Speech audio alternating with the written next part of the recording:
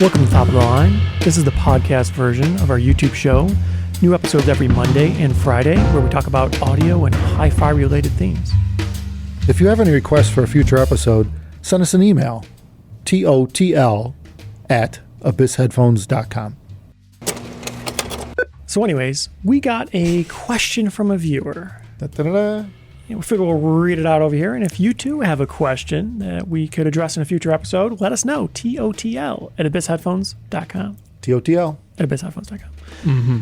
So he starts, hey, I'm trying to upgrade my audio setup from my crappy gaming headset I currently have to something better. The headphone I'm looking for require amps, but I'm wondering if a DAC would also be necessary or recommended, and if it's recommended, how important is one? My PC has no sound card, it just has the motherboard's onboard audio. Thanks so much, love the content. Keep up the great work. Well, thanks for the kind words. Yeah.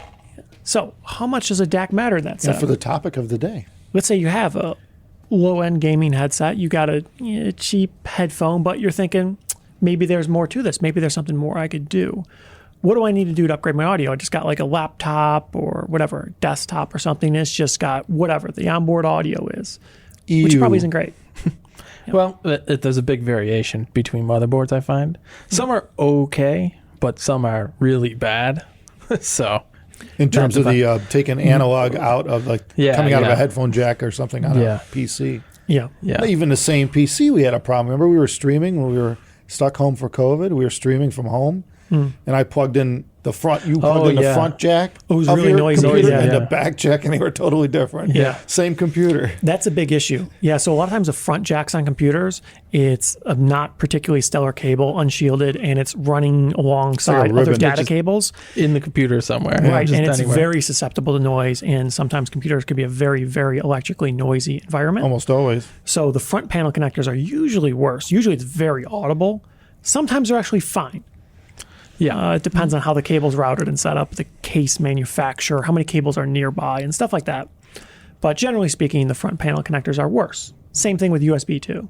You don't quite hear it. So that being said, what's the best way to deal with that? External DAC. Get it out of the computer. Get the damn digital audio out of the computer. And That's a good start. If you notice noise, especially on some of the things you notice, like cell phone noise, the interference from your phone getting picked up on the computer through the audio, you hear that like type noise. That's not great. You don't want that. No. You could upgrade something for $50 or so, $20 even, that would massively improve or maybe even eliminate that. It's not that hard to eliminate. Even if the noise doesn't exist, the sound quality is usually pretty unstellar. It's dull. So you get dull with noise. It depends on the implementation, which is always a challenge, It has gotten better, though. Has it? Newer stuff is significantly better than I know on the Mac laptops, it's been pretty good. I mean, the sound quality isn't bad coming out of like the... Yeah, it's pretty fine. If you still have one that has a headphone jack. Yeah. They all have headphone jacks. Do they? I remember back in the early days of PCs, like the 90s or so, 2000s, when PC building started to kind of sort of be a thing.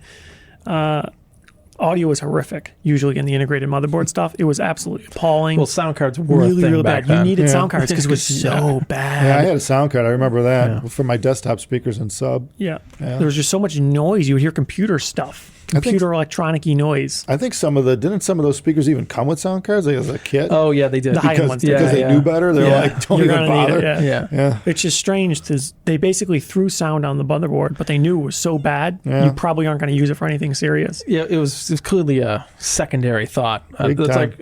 like, just put audio in somehow. And Still kind of is. It's a different story now, though. They Now do think about it. They most actually put it in implementations- we actually thought about audio. Yeah, a lot of times they have like little, on at least like the $150 motherboards and up, they have little lights to show you an illumination through the PCB material to show you that there's no ground planes and everything's isolated on the audio section. Cool. They Things like that. separate, They have little can shielding a bunch stuff. of layers between the channels. Well, that's pretty cool. And They're okay They use now. like actual name brand caps for the audio stuff. Yeah. So Yeah, it's not hot trash like it used to be, but obviously you could get better. Yeah. But the question being, how much does it matter if you have a cheap headset? If you're running a low-end headphone, a cheap gaming headset, they're not known for high fidelity. You might be surprised, though. I mean, some of the cheaper headsets sound bad because they're not given a chance. In other words, they're not hooked up to something that, I've seen a number of people that have, mediocre headphones, and you plug it into like our $20,000 system. And it actually doesn't sound so bad. Yeah, just the value proposition there is pretty poor. We normally wouldn't be doing that. I mean, agreed that obviously a a higher end headphone is going to scale way higher. Right. Well, yeah. But the thing is, it's like comparing that to just plugging it into a motherboard. I think anything would be better, honestly, for the most part. I find like on my studio monitors, when I use them, they're just plugged into the stock audio and it's fine. Yeah. You know, but if you listen to it through headphones, then it's like, it's a little noisy, you know. But so I guess it depends. Yeah. If the headphones could be a limiting factor or they're not, you might not hear the noise in some headsets. So I think probably the biggest factor is a lot of times the audio output isn't particularly loud on most stock audios. So if you're trying to drive your gaming headset and it just really isn't loud enough, you have it cranked and it's not really doing it for you, then there's a huge advantage right there. So even if you don't have an advantage from a DAC that you could audibly tell, the outboard amplifier is almost always going to be better. Right. Generally speaking, even if you spend $20, $50 on an outboard amp, it's probably better than what's built in. Well, particularly because it has its own power supply too. Yeah. You're isolating it from the computer noise no matter what. And, I mean, even noise, sometimes people think that noise is just something you have to hear. Sometimes it could be higher in frequency or mask detail. And, it could be more of a hiss or a, much general just raising the noise floor of the amplifier of the system. And, even by getting a power supply and the amp out external, you'd be surprised how much more detail you'd hear because that added hiss layer is gone all of a sudden, So it's possible. Always depends on the implementation, though. Yeah. And then I guess the trouble is, let's say you get a $30, $40, $50 external headphone amplifier, and things are a little bit better. Would it matter if you get a DAC? Do you still need to use the integrated audio? Because that's a huge portion of the equation. If you're worried about noise, just running the analog audio out of the computer into an amplifier, that doesn't help that much. No, you got to bring it digital out. Mm-hmm. It's the only way to do it, right? Yeah. Yep, definitely. I agree. Yeah. If you're running a computer, running integrated audio, you want an improvement, I think a DAC amp combo. It'll come USB out or something. A low-cost one is probably a worthwhile investment. Yeah. Well, there is an interesting problem here that I ran into, though. Right. I'm running an external DAC and everything, but the problem was I couldn't hear the noise. Everybody else could, though, because my power supply was on the limit, because everything was, chugging. Full load in the game.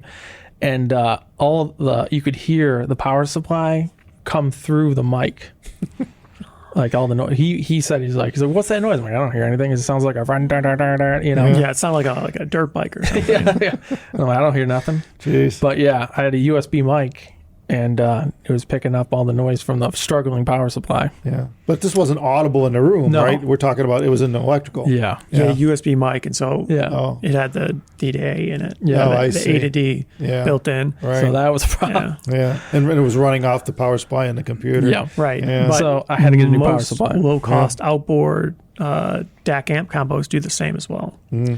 So that's the trouble. If they have a bad implementation on the outboard circuitry, it's just the same as inside the computer, kind of. Right. You pretty much you need to avoid the power supply in the computer. Right. It probably is helpful if it doesn't have a good design, but of course you don't know.